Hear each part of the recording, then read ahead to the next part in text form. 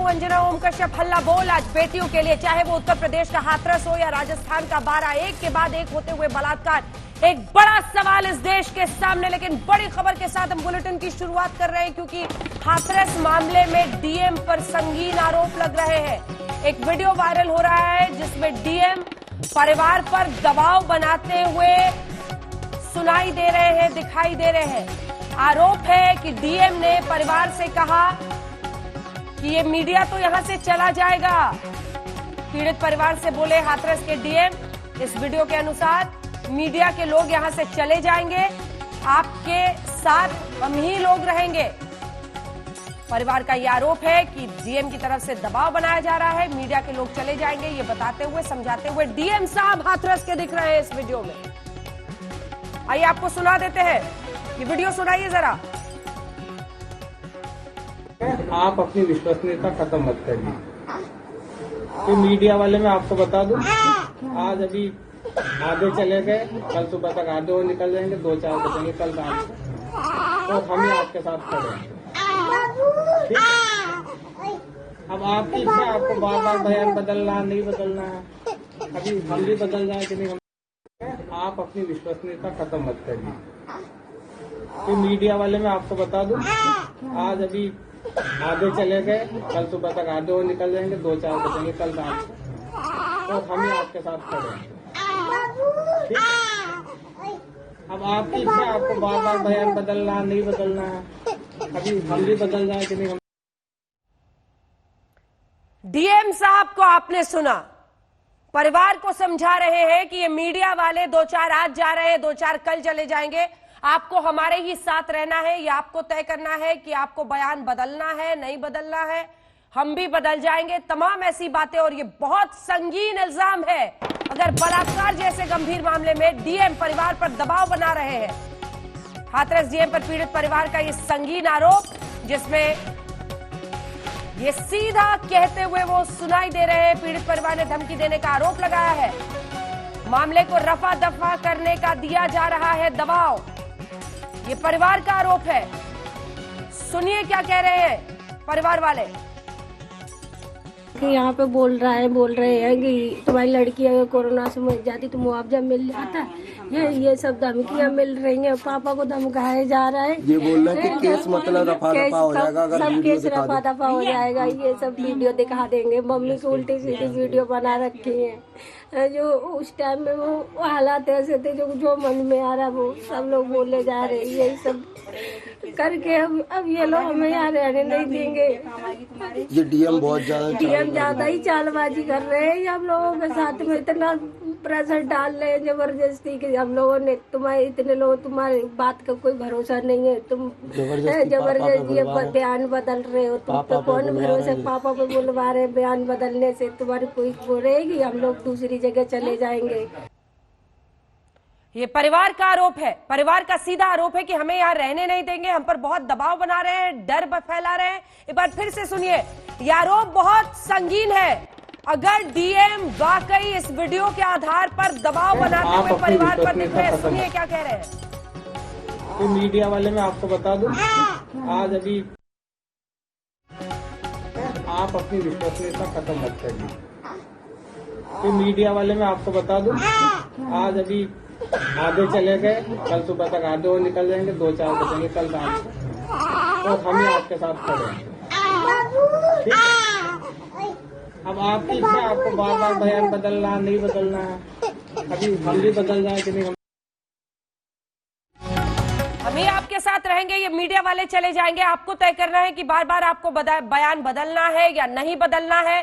परिवार पर दबाव बनाते हुए साफ इस वीडियो में डीएम साहब दिखाई दे रहे हैं। उम्मीद ये होगी कि डीएम साहब सामने आए, फोन पर भी हम उनसे संपर्क कर सकते हैं और वो खुद अपनी सफाई दे कि आखिर परिवार पर वो इस तरह का दबाव कैसे बना रहे थे।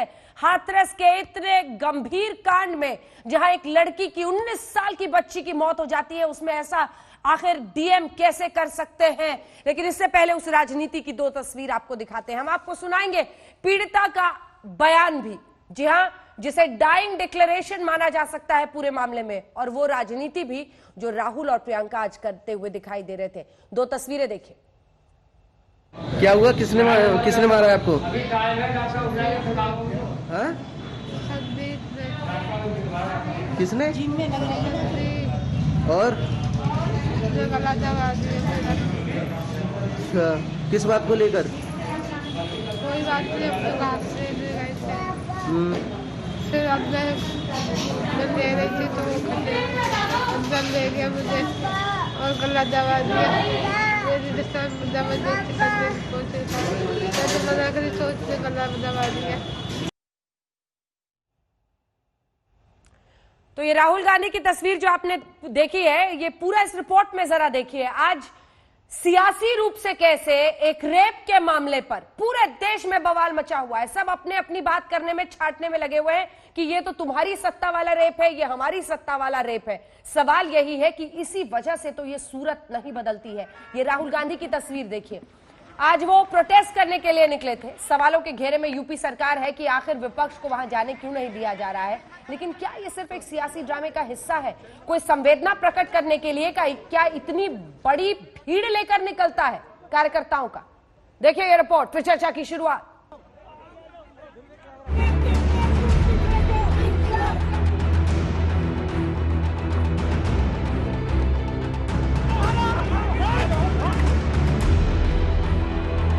यूपी की सियासत में ऊपर चढ़ने की कवायद में कांग्रेस ने हाथरस कूच किया तो योगी की पुलिस ने रास्ता रोका।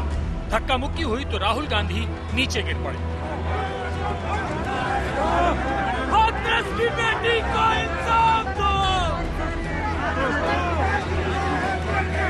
मैंने उनसे कहा कि मैं ये सब जो कांग्रेस वाले हैं इनको यहाँ रोक दूंगा, आप मुझे अकेला जाने दीजिए। मैं, वो पब्लिक असेंबली नहीं होती है, 144 में अकेला आदमी चल सकता है। वो मुझे धकेल के गिरा दिया। रात को 2:30 बजे, राहुल जी, रात को 2:30 बजे अगर आग दी जाती है, विक्टिम को रात को 2:30 बजे अग्नि दी गई, चिता लगाई गई, परिवार के दृश्य से आप क्या कहेंगे? देखिए, मैं उस परिवार से जाके मिलना चाहता हूँ, बस मैं उस परिवार से मिलना चाहता हूँ। और मैं बता रहा हूँ, ये मुझे रोक नहीं पाएंगे। योगी जी ने कहा कि उन्होंने प्रधानमंत्री के कहने पे SIT बिठा दी है, क्या इतना काफी है? प्रधानमंत्री ने कहा जल्दी, वो सब ठीक है, मगर मैं उस परिवार से जाके मिलूंगा। लेकिन प्रधानमंत्री आप यहाँ से वापस नहीं जाने वाले? और उत्तर प्रदेश पुलिस का वो कोई क्राइम नहीं है। जोरदार हंगामे और सियासी ड्रामे के बीच नोएडा की पुलिस ने जैसे ही राहुल और प्रियंका को जीप में बैठाया, कांग्रेस कार्यकर्ता गाड़ी के ऊपर चढ़ गए। तब पुलिस को लाठियों का सहारा लेना पड़ा।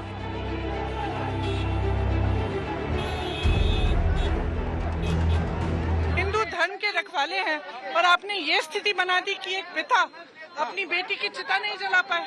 ये कौन सा धर्म है? लाठियों के दम पर जब कांग्रेस कार्यकर्ताओं को खदेड़ा गया, तब जाकर राहुल और प्रियंका गांधी को लेकर पुलिस की जीप आगे बढ़ सकी। वो तब धारा लागू होती है जब कोई डिसोबीडियंस हुआ हो किसी रूल का, मगर वो तो अकेले जाना चाह रहे थे तो कोई डिसोबीडियंस नहीं था। बड़ा दुर्भाग्य है, उत्तर प्रदेश में किसी पीड़ित के जख्म पे मलहम लगाना भी यहाँ अपराध हो गया है। मरहम परिवार को नहीं लगाना चाहते, वो देखते हैं कि उनके जितने घाव हैं, राजनीतिक घाव हैं, उस पे वो किस प्रकार से राजनीतिक रोटी सेक कर वो अपने ऊपर मरहम लगा दें और जीवित बन जाएं। दरअसल कांग्रेस के भाई बहन यानी राहुल गांधी और प्रियंका गांधी दिल्ली से हाथरस के लिए निकले। कांग्रेस की सियासी मोर्चाबंदी की खबर मिलने के बाद योगी सरकार ने भी काउंटर मोर्चा तैयार कर लिया। राहुल और प्रियंका का काफिला किसी तरह ग्रेटर नोएडा एक्सप्रेसवे पर रोक लिया गया। कानून व्यवस्था और ट्रैफिक समस्या की दलील देकर वापस दिल्ली लौट जाने की गुजारिश की गई, लेकिन राहुल और प्रियंका पैदल ही हाथरस जाने की जिद पर अड़े रहे। राहुल गांधी जी और प्रियंका गांधी जी अकेले पैदल जाना चाहते हैं। ये कौन से धारा का उल्लंघन है? क्यों डर रहे हैं आदित्यनाथ? क्यों अजय सिंह बिष्ट को इतना डर लगता है राहुल गांधी और प्रियंका? हाथरस पर सुलग रही जोरदार सियासत के बीच कई सवाल भी हैं। राजस्थान के 12 में 2 नाबालिग लड़कियों ने सामूहिक बलात्कार के आरोप लगाए हैं। राजस्थान में कांग्रेस की सरकार है, लिहाजा अब बीजेपी पूछ रही है कि राहुल और प्रियंका बाना क्यों नहीं जाते। अचानक राजनीति की जाएंगे, हाथरस जाएंगे। राजस्थान तो कभी चले जाते, आप लोग वहां जाते अगर आपको इतनी बेटियों की चिंता है। हाथरस के मामले में योगी सरकार की पुलिस कटघरे में है, लेकिन जब 12 का मामला उठा तो राजस्थान के मुख्यमंत्री अशोक गहलोत की दलील देखिए। हाथरस में हुई घटना बेहद निंदनीय है। उसकी जितनी निंदा की जाए उतनी कम है।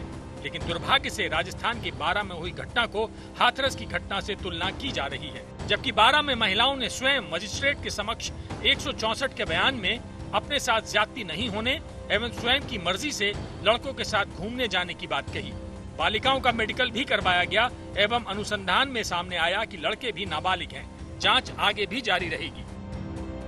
वैसे उत्तर प्रदेश में बेटियों से इंसाफ का सवाल सिर्फ हाथरस का नहीं है। हाथरस के अलावा बलरामपुर, आजमगढ़ और बुलंदशहर में रेप के मामले सामने आए हैं। बलरामपुर में आरोप है कि शाहिद और साहिल नाम के लड़कों ने बीकॉम की छात्रा के साथ गैंगरेप किया, फिर उसकी हत्या कर दी। लेकिन राहुल और प्रियंका ने फिलहाल अपनी सियासी बंदूक की नोक को हाथरस पर ही फोकस कर रखा है। आज तक ब्यूरो। ये वाला जो वीडियो आपने आखिर में देखा, राहुल गांधी जमीन पर, और ये वो बवाल जो आज हुआ जब राहुल गांधी और प्रियंका जा रहे थे यूपी के लिए। Prashant Kumar, ADG law and order UP के हमारे साथ जुड़ेंगे, लेकिन उससे पहले आपका परिचय उन खास मेहमानों से करा दें जो हमारे साथ चर्चा में शामिल हो रहे हैं। पवन खेड़ा जी, राष्ट्रीय प्रवक्ता कांग्रेस पार्टी के, हमारे साथ जुड़ गए हैं। शलभ मणि त्रिपाठी जी, सूचना सलाहकार मुख्यमंत्री उत्तर प्रदेश के, प्रवक्ता यूपी भारतीय जनता पार्टी के, और इसीलिए हमने लोकसभा सांसद को भी, अपराजिता सारंगी को, राष्ट्रीय प्रवक्ता बीजेपी की तरफ से बुलाया है, क्योंकि सिर्फ यूपी की बात नहीं है, पूरे देश के परिदृश्य में बात होंगी। विपक्ष की तरफ से मोर्चा संभालेंगे पवन खेड़ा जी के साथ राजीव राय, प्रवक्ता समाजवादी पार्टी के, और सुधींद्र भदौरिया, बीएसपी पार्टी के नेता, इस पूरी चर्चा में जुड़ेंगे। शलभ मणि त्रिपाठी जी, आपके साथ शुरुआत करते हुए, ये जो वीडियो हमने डीएम साहब का दिखाया है, परिवार पर लगातार दबाव बनाया जा रहा है, रेप से ही इनकार किया जा रहा है, ये क्या कर रहे हैं आप लोग? आधी रात में जिस तरह से बेटी का शव जलाया गया, उसको लेकर इतना गुस्सा है, लेकिन अभी भी आपके जो अधिकारी हैं वहां पर, वो क्या सच्चाई समझ ही नहीं पा रहे हैं?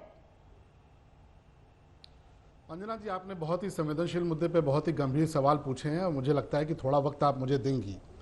आपने कहा कि रेप से हम लोग इनकार कर रहे हैं। रेप से हमने इनकार कर रहे हैं, हमने तो गैंगरेप का मुकदमा लिख लिया, हमने तो हत्या का मुकदमा लिख लिया। और इस देश में कुछ संस्थाएं हैं जिनको हमें भी मानना चाहिए, जिनको आपको भी मानना चाहिए, जिनको कोर्ट भी मानती है, जिनको विपक्ष को भी मानना चाहिए। वो है सफदरगंज में पोस्टमार्टम हुई, उसके पहले अस्पताल में मेडिकल रिपोर्ट हुई, उसके बाद एफएसएल फॉरेंसिक साइंस लेबोरेटरी, जहां पर पूरी जांच रिपोर्ट आई है। अब वो सारी जांच रिपोर्ट आने के बाद अगर आप ये कह रही है कि हम कह रहे हैं, तो मुझे लगता है कि ये आप हमारे साथ नाइंसाफी कर रही हैं। एडीजी लॉ एंड ऑर्डर, जो कि उत्तर प्रदेश के कानून व्यवस्था के प्रमुख हैं, वो स्पष्ट तौर पर उन्होंने पूरी पोस्टमार्टम रिपोर्ट ब्रीफ की है। अब उसके बाद भी अगर आप कह रहे हैं कि हम कह रहे हैं, तो मुझे लगता है कि आप हमारे साथ नाइंसाफी कर रहे हैं। अगर एक नैरेटिव विपक्ष ने बना लिया है, आप उस नैरेटिव को आगे ले जाना चाहते हो, तो मुझे कोई दिक्कत नहीं है। हाँ, क्योंकि देश की जनता जानना चाहती है, देश की जनता जानना चाहती है कि इसमें आपने अपनी बातें कह दी और ये भी बता दिया कि मैं विपक्ष का नैरेटिव ले जा रही हूं, तो मुझे आपसे कोई सर्टिफिकेट चाहिए नहीं साहब। ए, बी, पीड़िता का बयान, जिसे डाइंग डिक्लेरेशन माना जाता है, क्या आप उसको सिरे से नकारने के लिए तैयार हैं? क्या आप ये कहेंगे कि हम एफएसएल की रिपोर्ट, आपने तो इसीलिए ना, यही छिपाने के लिए तो आधी रात में आपने शव जला दिया, वरना इस तरह की मांग हो सकती थी कि फिर से एक बार मेडिकल हो। आप ये बताइए ना, आप ये बताइए ना, आप मेरी वरिष्ठता का सर्टिफिकेट मत दीजिए, मेरे सवाल का जवाब दीजिए। पीड़िता का बयान सुनिए, आपने पहले ही मेरे ऊपर टिप्पणी कर दी है।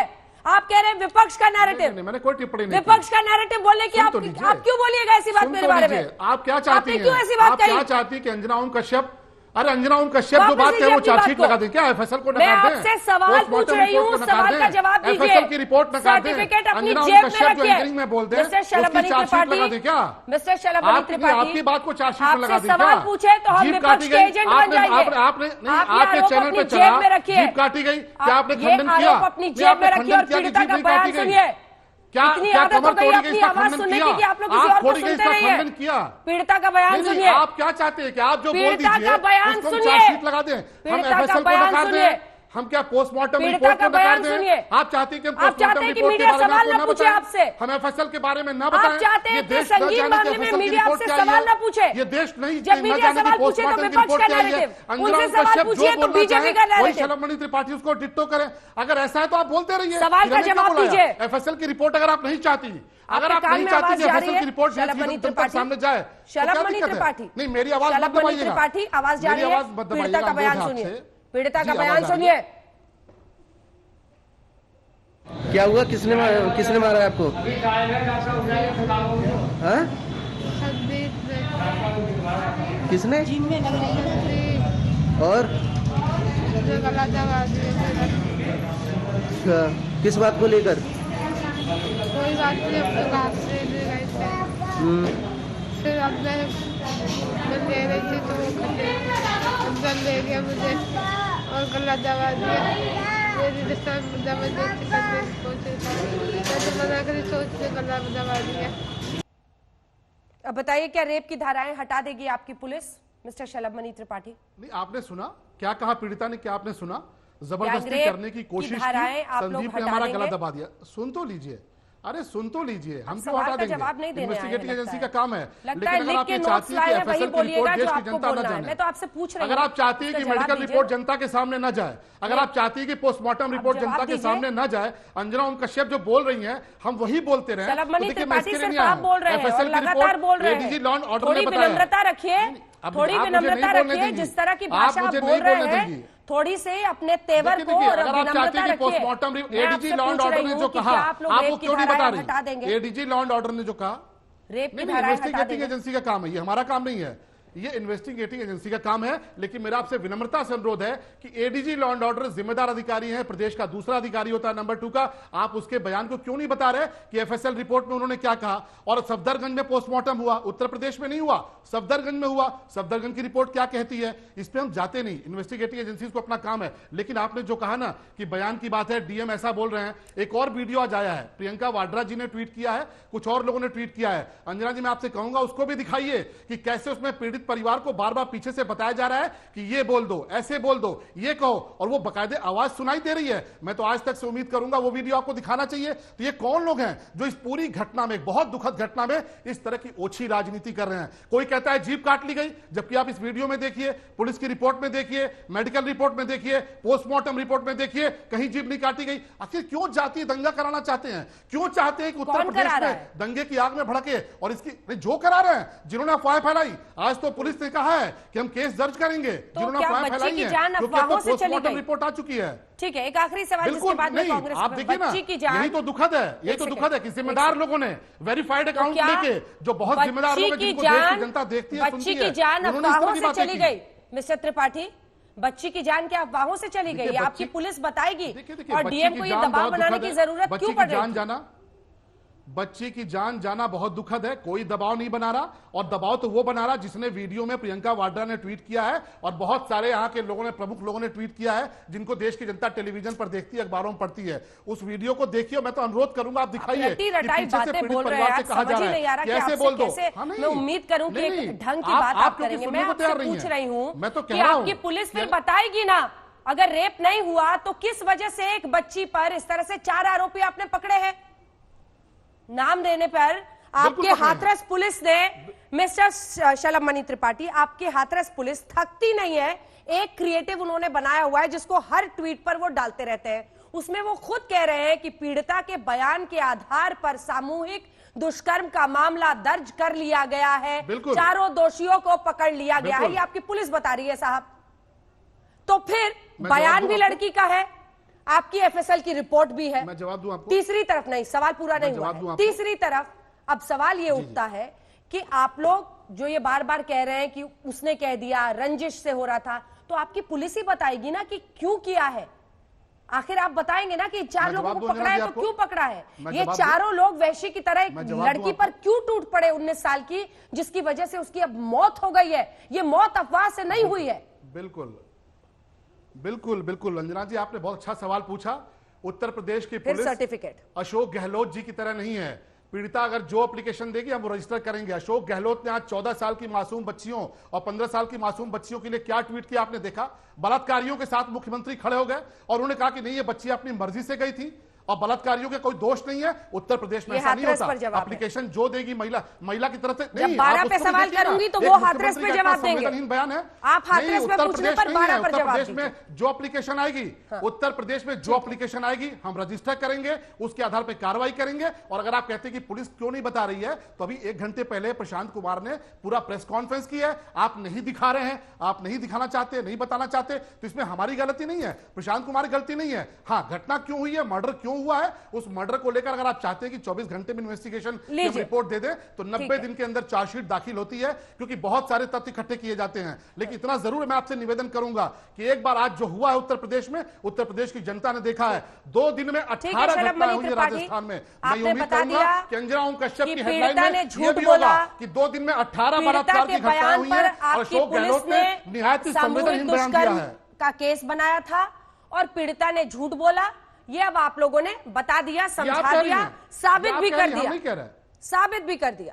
ठीक है, कह रही हैं, हम नहीं कह रहे। ऐसा ही कुछ आप कह रहे हैं साहब, शलभ मणि त्रिपाठी आप कह रहे हैं और दर्ज है आज तक के पास। बता रहे हैं। चलिए चलते हैं पवन खेड़ा जी के पास। पवन खेड़ा जी यही काम तो अशोक गहलोत भी कर रहे हैं, आप बोलते यही अशोक गहलोत भी कर रहे हैं और यही राहुल गांधी। आप बताइए सर, किसी को संवेदना देना है अगर किसी के परिवार को, तो आपको भीड़ लेकर जानी होती है कार्यकर्ताओं की।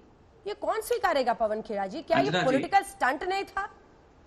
अंजना जी, बार बार ये बात सुबह से मैं सुन रहा हूं कई चैनल्स पर कि राहुल गांधी बलात्कार जैसे मुद्दे का राजनीतिकरण कर रहे हैं। मुझे गर्व है इस बात पर राहुल गांधी पर कि इस मुद्दे पर अपनी राजनीति कर रहे हैं, किसी बांटने वाले मुद्दे पर नहीं, नफरत के मुद्दे पर नहीं, एक ऐसी बात को, एक ऐसे जघन्य अपराध को एक आवाज देना चाह रहे हैं, राजनीतिक आवाज देना चाह रहे हैं। हम सब राजनीति में इसीलिए हैं कि इन्हीं मुद्दों को हम अपनी राजनीति का मुद्दा बनाएं, इन्हीं मुद्दों को हम अपनी राजनीति के मार्फत से सबके सामने लाएं। मुझे गर्व है मेरे नेता पर कि आज उसने इस बलात्कार को मुद्दा बनाया। आपने अशोक गहलोत का नाम लिया, मैं बिल्कुल उस पर हाथरस की बात भी बाद में करूंगा। मैं 12 से ही बात शुरू करूंगा क्योंकि आपकी बात मुझे चुभ भी गई कि मैं हाथरस के बारे में पूछूंगी तो कांग्रेसी 12 का नहीं बताएंगे। मैं 12 के ही बारे में बताता हूं। 12 में क्या हुआ? 12 में उन बच्चियों ने 164 के तहत बयान दिया, मैजिस्ट्रेट के सामने बयान दिया। अशोक गहलोत ने बाद में ट्वीट किया, उस बयान के आधार पर ट्वीट किया। तो अशोक गहलोत बलात्कारियों के साथ खड़े, ये बोलने की हिम्मत शलभ मणि त्रिपाठी कैसे हो गई? ये हम कुलदीप सेंगर वाली पार्टी नहीं है, तो बोलने से पहले सोच लिया करिए शलभ मणि त्रिपाठी। बच्चियों का बयान मैजिस्ट्रेट के सामने हुआ है, कोई 10-10 दिन तक इंतजार नहीं किया एफआईआर करने में हाथरस की तरह। कोई ऐसा नहीं है कि आधी रात को अंत्येष्टि कर दी परिजनों से। जब जांच जारी है पवन खेड़ा जी, जब जांच जारी है तो गहलोत साहब को सर्टिफिकेट देने की क्या जरूरत थी? कोई सर्टिफिकेट नहीं दिया उन्होंने, उनका ट्वीट देखा है आपने? जांच में आई है, आपने देखा है उन्होंने ट्वीट में क्या कहा है कि लड़कियां साथ घूमने की बात? क्या वो ये कह रहे हैं कि अगर कोई किसी के साथ घूमने जाएगा तो रेप की इजाजत है? क्या कोई मुख्यमंत्री इस तरह की भाषा लिख सकता है? नहीं। पहली बात तो ये कि बच्चियों ने 164 के बयान में बोला कि रेप हुआ ही नहीं है। बच्चियों के बयान के ऊपर आधारित वो ट्वीट था। कैसी बात कर रही हैं आप? वो बयान तो पढ़िए जो 164 में उन बच्चियों ने स्वयं दिया है। आपने डाइंग डिक्लेरेशन बताई मनीषा वाल्मीकि की, बिल्कुल सही कहा, हम भी उसी पर आधारित अपनी बात कह रहे हैं। तो 12 में भी तो वही कानून लागू होगा। जब बच्चियां स्वयं कह रही कि नहीं हमारे साथ कोई दुष्कर्म नहीं हुआ, तो अशोक गहलोत वही बात जो 164 का सार्वजनिक बयान है उसी को वो ट्वीट कर रहे हैं, उसमें क्या गलत कर रहे हैं? तो इन दोनों बातों की तुलना शलभ मणि त्रिपाठी को शोभा नहीं देता। मैं फिर कह रहा हूँ अंजना जी, आप देखिए आज ही वो लड़कियां कह रही हैं, उनका परिवार कह रहा है, आज वो लड़कियां चीख कर कह रही हैं कि पुलिस ने दबाव में बयान दिलाया। उनका परिवार चीख कर कह रहा है कि पुलिस ने दबाव में बयान दिलवाया। और 2 दिन में 18 घटनाएं हुई राजस्थान के भीतर। 2 दिनों में बलात्कार की 18 घटनाएं हुई। अब से 9 घंटे पहले एक 8वीं की बच्ची को ले जाकर उसके साथ रेप किया गया। और अशोक गहलोत जी, मुख्यमंत्री जी खुलेआम खड़े हो रहे हैं। उनको पीड़ित परिवार के साथ खड़ा होना चाहिए। मासूम बच्चियां हैं, उनका परिवार कह रहा है कि पुलिस ने दबाव दिया, उनके घर के लोग कह रहे हैं कि पुलिस ने दबाव दिया और ये कहा कि तुम रेप की बात न कहना। और नाबालिग बच्चियां हैं, उनके साथ कुछ भी होता है वो रेप की श्रेणी में आता है, चाहे वो किसी भी तरीके से हो। और मुख्यमंत्री का इतना संवेदनहीन बयान है। मैं तो ये उम्मीद कर रहा था अंजना जी कि आपकी हेडलाइन में होगा कि राजस्थान के भीतर 2 दिन में 18 रेप की घटनाएं हुई। अशोक गहलोत जैसे मुख्यमंत्री का संवेदनहीन बयान। और प्रियंका वाड्रा, राहुल गांधी राजस्थान क्यों नहीं जाते? आज जयपुर में बच्ची के साथ हुआ, क्यों नहीं जाते? आज ये हाथरस में आके नफरत फैलाना चाहते हैं, जाति हिंसा फैलाना चाहते हैं, जातियां बताते हैं। आखिर आजमगढ़ के आरोपियों का नाम क्यों नहीं बताते? क्योंकि वो विशेष समुदाय से हैं। बलरामपुर के आरोपियों का नाम क्यों नहीं बताते? क्योंकि वो विशेष समुदाय से हैं। जहां पर विशेष समुदाय के लोग रेप करेंगे वहां प्रियंका वाड्रा नहीं बोलेंगी, वहां राहुल गांधी नहीं बोलेंगे, क्योंकि वोट बैंक नजर आता है। कभी ये सीए के दंगाइयों के साथ खड़े होते हैं, कभी ये बलात्कारियों के साथ उनका धर्म देखकर खड़े होते हैं। एक सेकंड। इसके बाद में अपराजिता आपके पास और राजीव जी आपके पास फौरन आऊंगी। पवन जी हाथरस जाने से रोक रहे थे, 12 में लगे हाथ जाकर एक बार देख लेते क्या हो रहा है। ये जाना चाहते थे शलभ मणि त्रिपाठी जी, आप कल 12 जाना चाहते हो तो आइए ना, ले आइए अपने लोगों को, आइए, उस परिवार से मिलने को हम रोकने का हमारा अधिकार नहीं है। आप आइए, कौन रोक रहा है, क्यों नहीं जाते? अरे इतनी चिंता 12 की कर रहे हैं, उससे 10% हाथरस की करते। बीच में मत बोलिए, बहुत बोल रहे हैं, बीच में मत बोलिए। आपके वक्त बीच में नहीं बोला था मैं। बात ये नहीं है कि किसके यहां ज्यादा बलात्कार हो रहे हैं, बात यह है कि सरकार का रवैया क्या है। 10-10 दिन लगाते हो FIR कराने में, पत्रकारों को धमकाते हो कि फेक न्यूज फैला रहे हो, उसके बाद परिवार को धमकाने पहुंच जाते हो, शव को छीन लेते हो परिवार से, आधी रात को अंत्येष्टि करते हो और यहां मुंह उठाकर बहस कर रहे हो। शर्म आनी चाहिए आपको। अरे मुख्यमंत्री बलात्कारियों के साथ खड़े हो रहे हैं, ट्वीट कर रहे हैं। अशोक गहलोत के ट्वीट का जवाब दीजिए। कौन रोक रहा है? बलात्कारियों के साथ खड़े हो रहे हैं, फिर आज मुकदमा क्यों दर्ज किया है? सुनिए, बीच में मत आज आप राजस्थान में मुकदमा क्यों दर्ज कर रहे हैं? बीच में मत आपने राजस्थान में मुकदमा क्यों दर्ज किया? बीच में मत बोलिए, बाद में बोल लीजिएगा अपनी बारी में। आइए, कौन रोक रहा है आपको? आप भी आइए, विरोध करना है करिए। ये तो ऐसा मुद्दा है, इस पे हम सबको मिलकर विरोध करना चाहिए। यहां खड़े होकर राजनीति कर रहे हो, शर्म आनी चाहिए आपको। अभी भदोही में 6 घंटे पहले हुआ, वो याद नहीं है? 12 अजमेर सब याद है। अरे हम सबको चिंता होनी चाहिए। इस देश का ये कलंक है बलात्कार, किसी भी राज्य में वो कलंक है, लेकिन उस राज्य की सरकार किस तरह का रवैया रखती है वो उससे भी बड़ा कलंक है। इसमें ज्यादा शर्म आपको आनी चाहिए। शर्म आ रही है बोलते हुए? आ जाइए ना, कौन रोक रहा है राजस्थान में? आप रोक रहे हैं। मुख्यमंत्री बलात्कारियों के पक्ष में खड़े हैं, शर्म तो आपको आनी चाहिए। पवन खेड़ा जी, सेंगर के पक्ष में कौन खड़ा था? हमने भी देखा। आपके मुख्यमंत्री बलात्कारियों के पक्ष में खड़े हैं, ट्वीट करते हैं। आज FIR क्यों रजिस्टर किया आपने राजस्थान की? आपके मुख्यमंत्री ने पहले क्लीन चिट क्यों दे दिया? अगर FIR रजिस्टर करनी थी, सुबह आपके मुख्यमंत्री क्लीन चिट देते हैं, बलात्कारियों के पक्ष में खड़े होते हैं, और आप शाम को मुकदमा दर्ज करते हैं। 2 दिन में 18 बलात्कार की घटना राजस्थान में होती है। प्रियंका वाड्रा एक ट्वीट तक नहीं करती, राहुल गांधी एक ट्वीट तक नहीं करते। राहुल गांधी ने अशोक गहलोत से क्यों नहीं पूछा कि आप बलात्कारियों के पक्ष में क्यों खड़े हुए? एक मुख्यमंत्री इस तरह का बयान देंगे? एक मुख्यमंत्री इस तरह का बयान देंगे? 2 मासूम बच्चों के साथ बलात्कार होता है।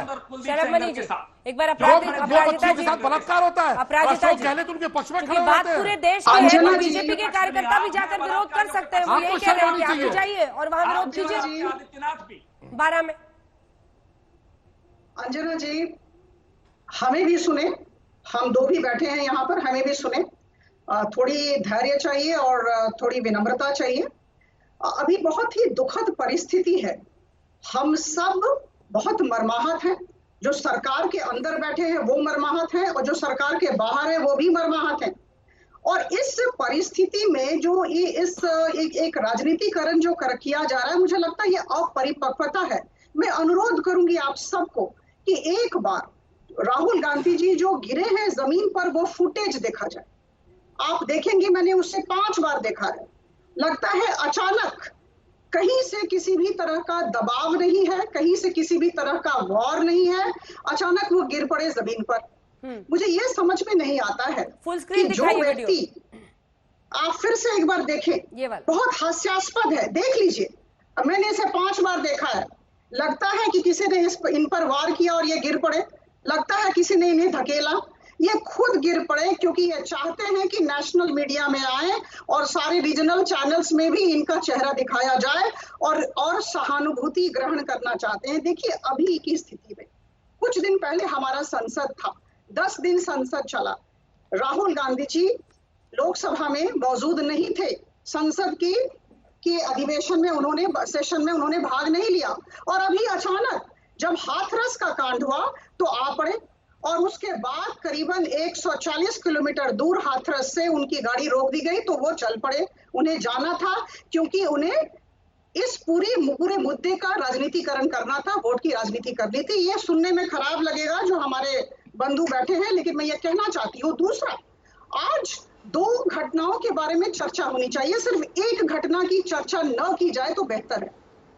14 सितंबर को हाथरस की घटना हुई, और 18 से 21 सितंबर तक 12 में 2 नाबालिग बच्चियों के साथ बार लड़कों ने रेप किया। और आज गहलोत जी का जो बयान है वो हास्यास्पद है, और हम सब बड़े दुखी हैं। मैं क्या कहूँ, हंसी भी नहीं आती है, दुखी हैं। कहते हैं कि नाबालिग लड़कों ने ये किया, और बड़ी बात यह है कि नाबालिग लड़कियां अपनी इच्छा से गईं। इस तरह कहना क्या उचित है? और अभी ये कहना कि हाथरस का जो बलात्कार है वो राजस्थान के बलात्कार से ज्यादा विभत्स है, मुझे लगता है इससे ज्यादा हास्यास्पद बातचीत कुछ हो ही नहीं सकी। अभी क्या हमारा काम है? अभी देखिए स्थिति ये है कि स्पेशल इन्वेस्टिगेशन टीम SIT का गठन हुआ जी। आदरणीय प्रधानमंत्री जी ने योगी जी के साथ तुरंत बातचीत की और उन्हें कहा कि कार्रवाई की जाए, कठोर से कठोर दंड दिया जाए। चारों अपराधियों को पकड़ा गया, 25 लाख दिए गए और आदरणीय आदित्यनाथ जी ने उसके बाद उन्होंने बातचीत भी की परिवार के साथ और हम लोग सब लोग परिवार के साथ बड़े दुखी हैं हम लोग। अभी तो मैडम ये नहीं समझ में आ रहा है गैंग रेप का आरोपी गलत साबित हो गया है। मैं लौटूंगी एक सवाल लेकर आपके पास, मेरे मन में भी बहुत सवाल है। 7 दिन में रिपोर्ट आ रहा है, जरा धैर्य की जरूरत है, थोड़ी विनम्रता की जरूरत है। 7 दिन का सवाल है, तुरंत SIT का गठन हुआ है और 7 दिन समय दिया गया है। मुझे लगता है कि थोड़ा हम देखें। लेकिन आपके ADG साहब जो ब्लैक एंड व्हाइट में बात कर रहे हैं ना, और शरद त्रिपाठी ब्लैक एंड व्हाइट में बात कर रहे हैं, यहाँ पर उनको लग रहा है कि रिपोर्ट ही नहीं है, गैंगरेप नहीं हुआ है, पीड़िता का बयान न जाने किस कॉन्टेक्स्ट में देखा जाएगा। लेकिन ये जो अशोक गहलोत जी, मैं लौट रही हूँ मैडम, एक सेकंड प्लीज, आ रही हूँ। राजीव राय जी और सुदीन भदौरिया जी को दिखाई जल्दी। राजीव राय जी, ये जो अशोक गहलोत जी का बयान है, ये उसी टाइप का है कि जो मुलायम सिंह यादव जी का ऐतिहासिक बयान था, लड़कों से गलतियां हो जाती हैं, उसी टाइप का कुछ अशोक गहलोत भी कह रहे हैं।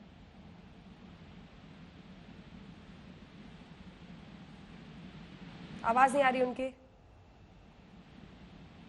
राजीव जी, म्यूट तो नहीं कर रखा है आपने? सामने देखिए, ऑडियो देखिए, जल्दी बोलिए राजीव जी, एक बार बोलिए राजीव जी, एक बार कुछ बोलिए। सुधींद्र भदौरिया जी, कुल मिलाकर अब ये पॉलिटिक्स का ही एक अखाड़ा बन गया है, पॉलिटिक्स का, जिसकी वजह से हम ये देख रहे हैं किसका रेप, इसका रेप, उसका रेप। इस स्टेट की बात कर रहे हो तो वहां की भी बात करो, वहां की कर रहे हो तो वहां की करो। मजहब, धर्म, हर जात, हर कुछ घुस गया है। देखिए, बलात्कार चाहे उत्तर प्रदेश में हो, राजस्थान में हो, मध्य प्रदेश में हो, महाराष्ट्र में हो या दक्षिण भारत के किसी भी हिस्से में हो, बलात्कार वह जघन्य और घिनौना अपराध है जो अक्षम्य है। मैं ये भी कहना चाहूंगा कि अभी जो उत्तर प्रदेश में हाथरस की घटना की खबर खत्म ही नहीं हुई थी तो रामपुर की घटना आ गई। इसी प्रकार उत्तर प्रदेश में कई जिलों से पहले भी खबरें आती रही हैं। आपने स्वयं जिक्र किया बुलंदशहर का, आपने जिक्र किया अन्य जिलों का। उत्तर प्रदेश के अंदर मेरे पास तमाम ऐसे हमारे पार्टी के कार्यकर्ता जिलों से वीडियो बना के भेज रहे हैं और जनरल लोग जो सोशल मीडिया में भेज रहे हैं, जहां पर महिलाओं पर, दलित वर्ग पर, विशेषकर शोषित वंचित वर्ग पर बहुत जुल्म और अत्याचार हो रहा है। लगता है कि जैसे कुछ दबंग लोगों को एक फ्री हैंड मिल गया है। ये बहुत ही अफसोस बात है। मैं ये भी जरूर कहूंगा कि इसमें राजनीति नहीं होनी चाहिए, इसीलिए हम लोग वहां पर सफदरजंग हॉस्पिटल में भीड़ नहीं करने गए। पर मैं ये जरूर कहूंगा, चाहे योगी जी हो चाहे गहलोत जी हो, इस तरह की गैर जिम्मेदारी नहीं होनी चाहिए। इसीलिए दूसरी बहन मायावती जी, जो हमारी राष्ट्रीय अध्यक्ष है, बहुत समय तक अपील करती रही सरकार से कि आप इसमें हस्तक्षेप करिए। वो कहती रही कि दलितों का उत्पीड़न हो रहा है, आप कुछ कीजिए। और आज तो उनको अंत में ये कहना पड़ा कि योगी जी असफल है और अगर उनसे सरकार नहीं संभल रही है, इतने बलात्कार पर बलात्कार होते चले जा रहे हैं, तो उनको मुख्यमंत्री बने रहने का भी कोई अधिकार नहीं है। चलो बनी जी जवाब दीजिए। अंजना जी, बहुत सी बातें अभी सुनी हमने, राजनीति नहीं होनी चाहिए, ज्ञान भी सुना। मैं सिर्फ इतना जानना चाहता हूं कि मुख्तार अंसारी और अतीक अहमद किसकी पार्टी में थे? आज पीड़ा इसी बात की है। आज मुख्तार, जैसे आज उन्होंने दबंग शब्द का इस्तेमाल किया ना, बाहुबली और माफिया, मुख्तार अंसारी थे, अतीक अहमद थे। सुदीन जी देखिए, बीच में बोलिए मत। आज माफियाओं के घर गिराए जा रहे हैं, आज अपराधियों को नेस्तनाबूद किया जा रहा, इसलिए बहुजन समाज पार्टी तड़प रही है।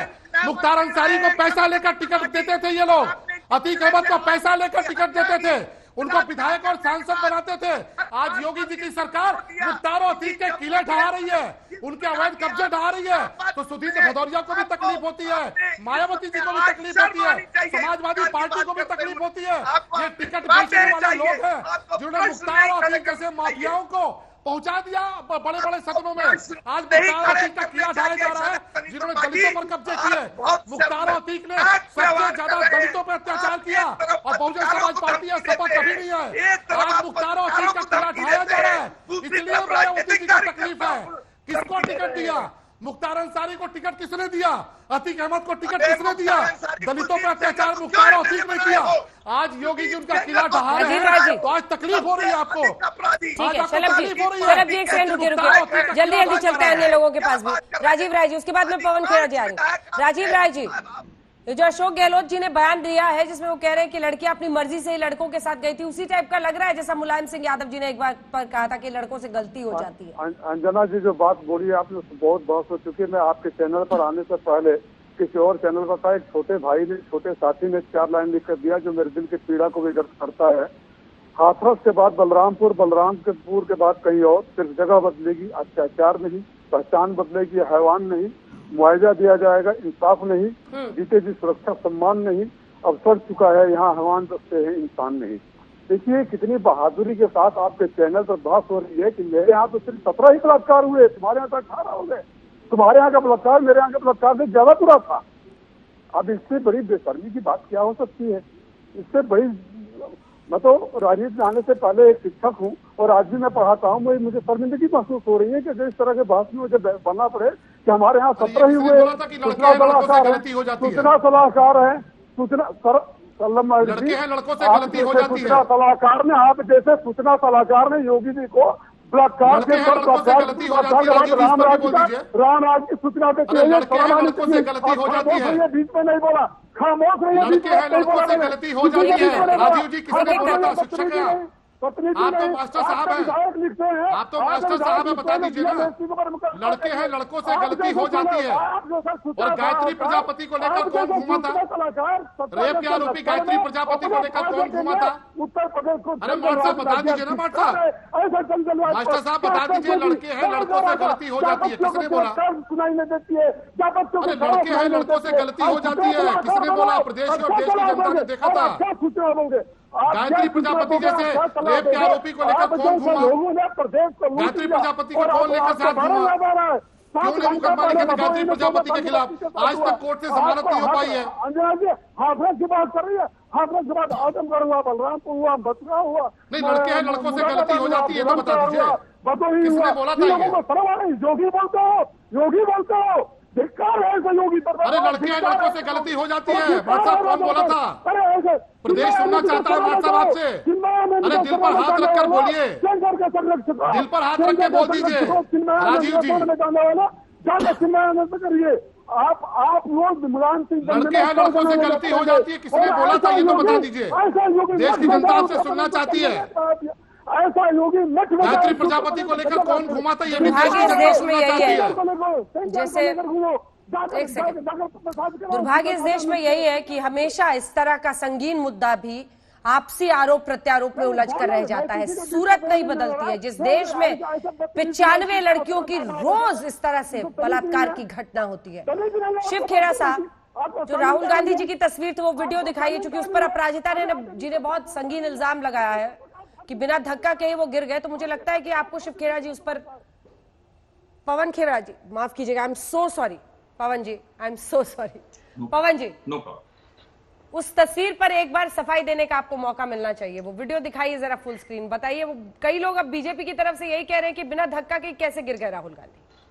पवन जी, पवन जी। अंजना जी, अगर अब इस पे भी सफाई देनी पड़ जाए और बीजेपी वाले सुबह से शाम तक राहुल गांधी के वीडियो को ही देखते रह जाएंगे और उस बच्ची का डाइंग डिक्लेरेशन का वीडियो नहीं देखेंगे, हाथरस के डीएम का वीडियो नहीं देखेंगे, तो इनसे ज्यादा गिरा हुआ तो कोई हो नहीं सकता। और ये ऐसे गिरे हैं कि अब इनको कोई नहीं उठा सकता। इसलिए मैं इस पे कोई टिप्पणी नहीं करूंगा। जो भी इनका नाम है, देखिए मैंने 5 बार देखा है, 5 बार देखा है। आप भी देख लें, एक बार देख लें, एक बार देखें, आप ढंग से देख लें प्लीज। पवन जी ढंग से देख लें एक बार। ठीक है, बारी बारी से पवन जी। आप नाम जानने की जरूरत नहीं है, नाम जानने की जरूरत नहीं है, आप देखें जरा सा। पवन जी सहमत हूँ, आपका नाम जानने की भी मुझे कोई आवश्यकता नहीं, जानने की जरूरत नहीं है। आप सुबह लेकिन वीडियो जरूर देखें। बीच में मत बोलिए प्लीज। थोड़ा सा मैंने सुना अभी अफवाह उड़ी कि आप सांसद भी हैं, तो ये कम से कम विराम आप बोलिए, को तो अच्छा बोलिए बोलिए, बीच में मत बोलिए। अंजना जी 5-5 बार ये महिला सांसद जिनका नाम मुझे नहीं मालूम, राहुल गांधी कैसे गिरे उसको स्लो मोशन में देख रही हैं।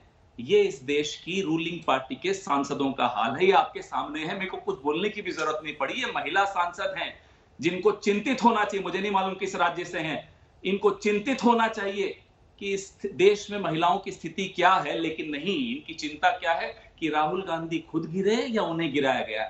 मोहतरमा, प्रधानमंत्री कैसे गिरे इतना नीचे, उनको भी किसी ने गिराया या वो खुद गिर गए हैं? और इतना नीचे गिरे हैं, उठेंगे कैसे, जरा इसका भी जवाब देते जाइएगा। शर्म आनी चाहिए आपको। मैं आपकी भाषा की दाद देती हूँ, मैं बोलना चाहूंगी। अरे चुप रहिए, बहुत देखिए ऐसा है, पवन जी, मैं कह दूं, तो मैं कह दूं, पवन जी लेडी को आप माफ कीजिएगा। पवन जी ऐसा न कहें, पवन जी सुनिए जरा, पवन जी शर्म आ रही होगी पवन जी सुनिए, आपको देखकर। ठीक है, पवन जी सुनिए, मैं जरूर बोलना चाहूंगी। बोलिए अपराजिता। पवन जी, मैं बहुत, पवन जी ग्लानि हो रही होगी इस देश को। आप जरा शांत हो जाएं पवन जी। आप अरे इतनी गिरी हुई पार्टी हमने आप परेशान हो रहे हैं पवन जी, जरा शांत हो जाएं। अरे आप तो मुझे आप शांत हो जाएं पवन जी। इतना नीचे प्रधानमंत्री गिरे हैं, उनको जब मैं बोल रही हूँ आप चुप हो जाएं। गिरे वो, आप चुप हो जाएं। आप क्या बोलेंगी? आपको तो बोलने, अरे सुन लीजिए, आपको वोट दिया, आप सुन लीजिए। पवन जी, आपका नाम मुझे पता है, जरा सुन लीजिए। सुरक्षा के लिए यहाँ बोलेंगी हमने, ठीक है, जरा सुन लीजिए, जरा सुन लीजिए, जनता पार्टी के जरा सुन लीजिए। हो गया है ऐसे सांसदों को। अपराजिता जी बोलिए। शर्म आ रही है आज आप। देखिए ऐसा है पवन जी, इतनी हल्की राजनीति कर रही हैं, इससे पवन जी बात और नहीं हो सकती, शर्मनाक पवन जी।